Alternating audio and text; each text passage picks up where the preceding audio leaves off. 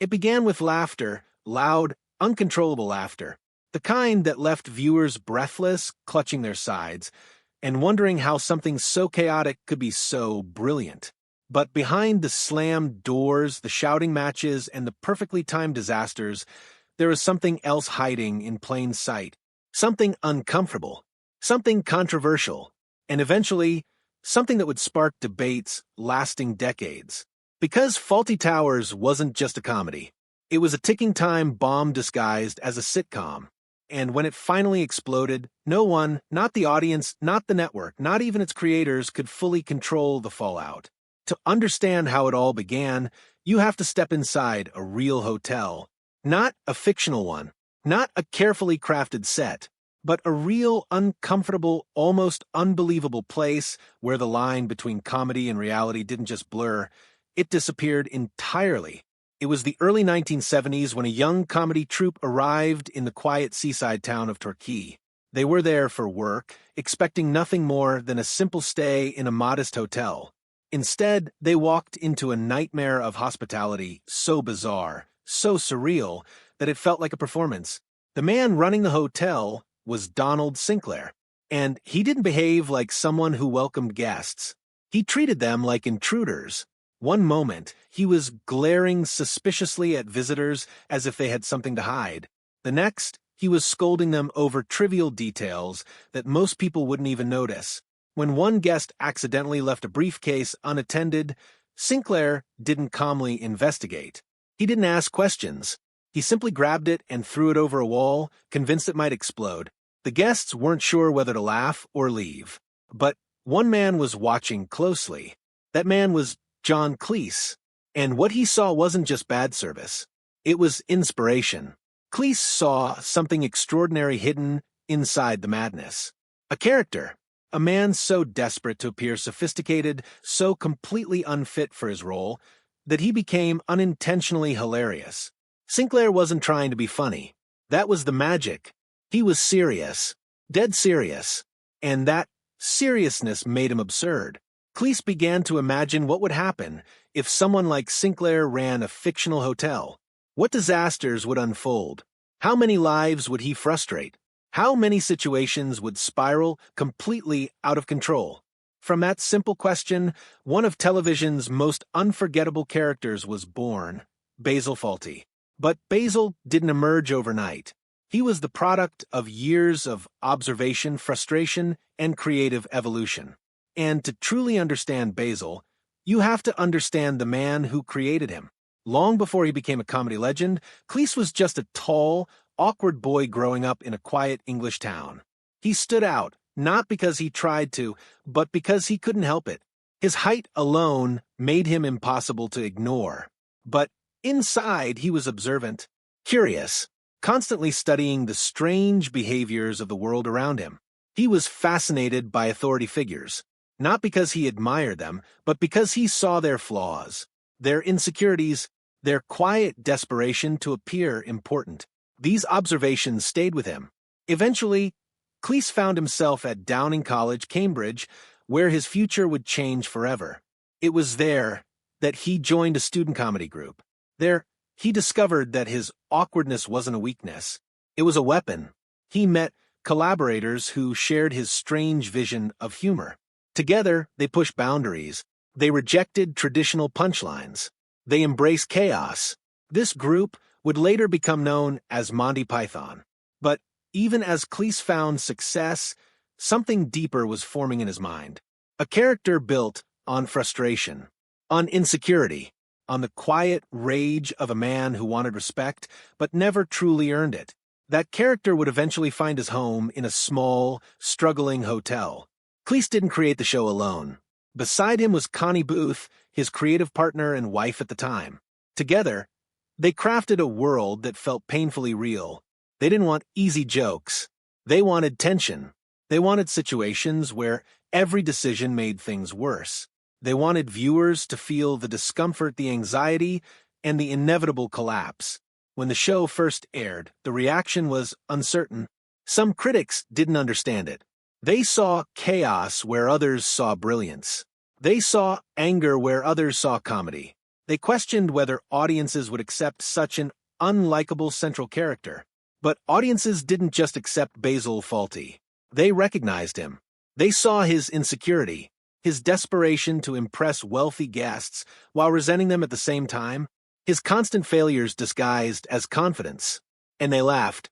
They laughed because Basil wasn't just funny. He was human. The hotel became a pressure cooker.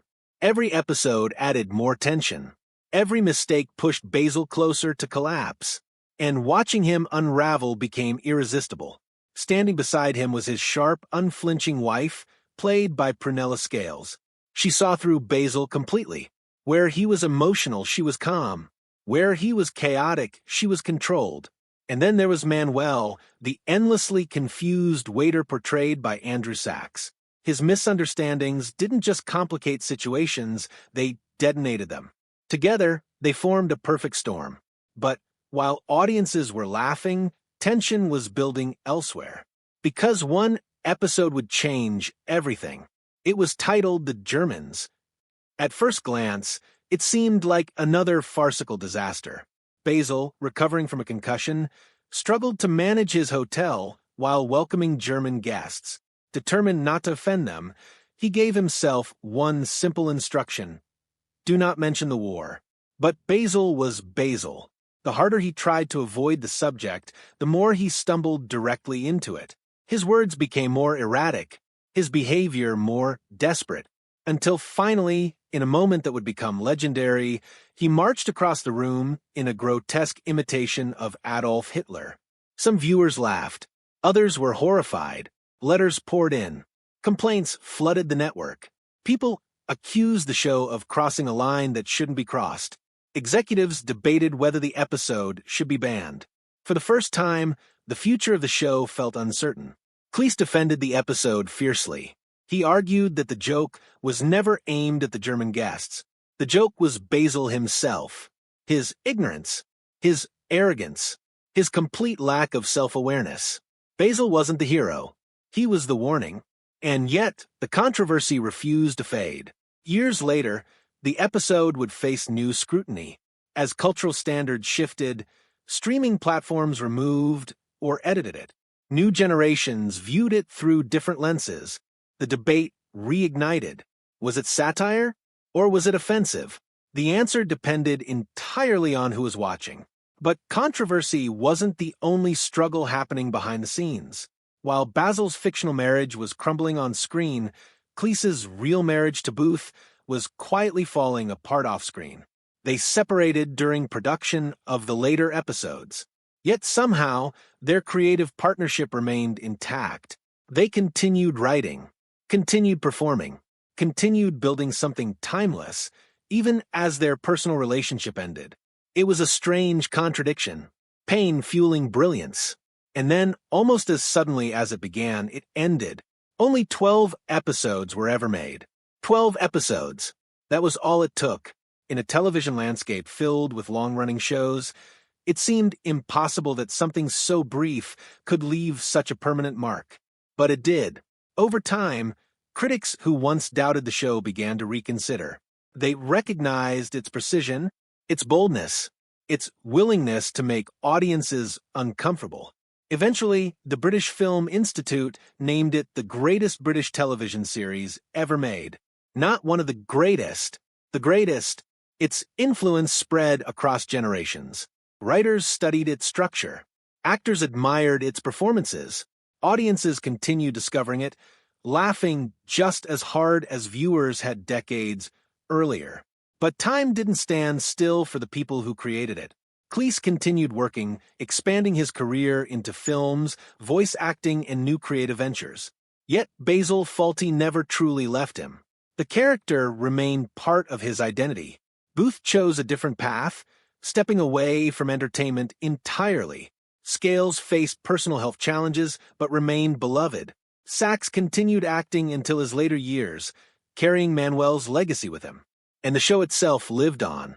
Not frozen in time, but alive, debated, analyzed, celebrated. Because beneath the laughter, beneath the chaos, beneath the controversy, there is something deeper. Truth about insecurity. Truth about pride. Truth about the fragile illusion of control. Basil Fawlty believed he was running a respectable hotel. In reality, he was barely holding himself together. And maybe that's why audiences never stop watching. Because in Basil's failures, they saw something familiar. They saw the fear of embarrassment, the desire to be respected, the struggle to maintain dignity while everything falls apart. And in that struggle, they found comedy. Not safe comedy, not comfortable comedy, but honest comedy. Comedy that risked offending. Comedy that refused to play it safe. Comedy that survived long after the final episode aired. Today, decades later, the doors of that fictional hotel remain open. New viewers continue to walk inside. They hear the shouting. They witness the disasters. They meet the man who tried so hard to be impressive and failed so spectacularly. And they laugh. Because some stories never truly end. They simply wait for the next person to discover them. And somewhere in the echo of slammed doors and frustrated sighs, Basil Fawlty is still standing behind that reception desk, still pretending he's in control, still proving that the most unforgettable legends are often born from the most unexpected disasters.